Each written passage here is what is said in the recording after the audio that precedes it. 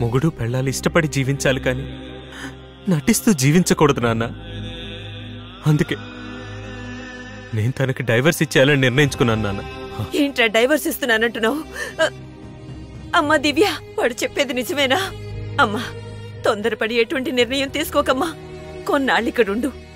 వాడు చాలా మంచివాడు. వాడు నీకు తప్పకుండా నచ్చుతాడు. అలా నచ్చకపోతే మేమే నిన్ను పంపించేస్తామమ్మా. అమ్మా, ఈ నెల రోజులు తనకిష్టం లేకుండానే మనతో ఉందమ్మా. మా మాట కూడా కొంచెం వినరా. పెళ్ళైన కొత్తలో ఇలాంటి గొడవలన్నీ సహజమేరా.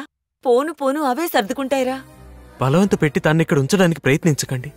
తానెలా ఇష్టపడుతుందో అలాగే తను బతకనివ్వండి. ఇంత జరిగా కూడా మీరు మమ్మల్ని కలపడానికి చూస్తే మేం సంతోషంగా ఉండలేం. ఏమండి, మీరైనా కొంచెం చెప్పి చూడండి. మీనాక్షి, మనం తీసుకున్న నిర్ణయం తప్పయింది. కలిసుండాల్సింది వాళ్ళిద్దరు. నిర్ణయం కూడా వాళ్లకే వదిలేద్దాం. అమ్మ దివ్య, ఇది నీ జీవితం.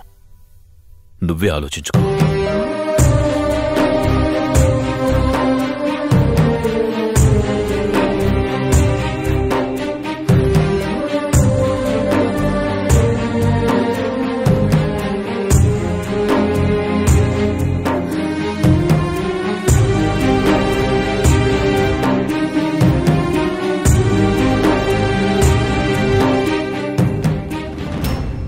నా మాటకు విలువిచ్చి నువ్విక్కడ నెల రోజులున్నావు. తీసుకో, ఇది నువ్వు కోరుకున్న డైవర్స్.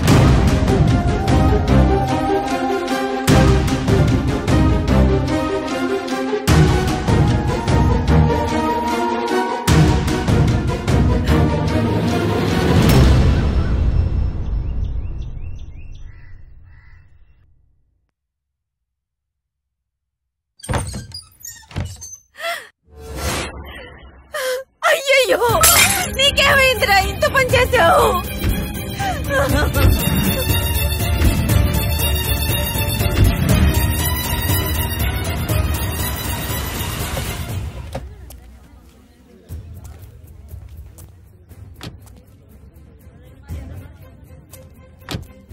ఈ కుర్రాడిటర్ పనిచేస్తాడని కల్లో కూడా అనుకోలేదమ్మా. ఏమైంది బాబాయ్? ఎలా చెప్పమంటావు బాబు?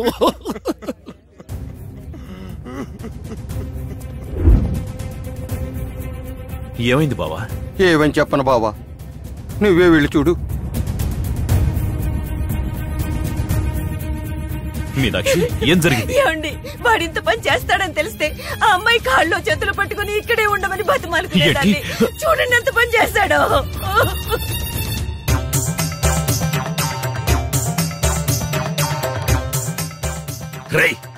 ఏంట్రా ఇది? లవ్ చేసిన అమ్మాయి దక్కలేదు, తాళి కట్టిన అమ్మాయి ఉండలేదు. అందుకే సన్యాసం తీసుకున్నాను.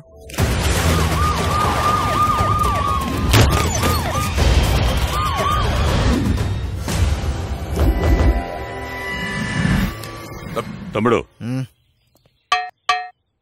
నిన్ను విచారించడానికి కొత్త ఏసీపీ గారు వచ్చారు. ఎవరైనా? సింగం సింగం, హీస్ గోన సింగం.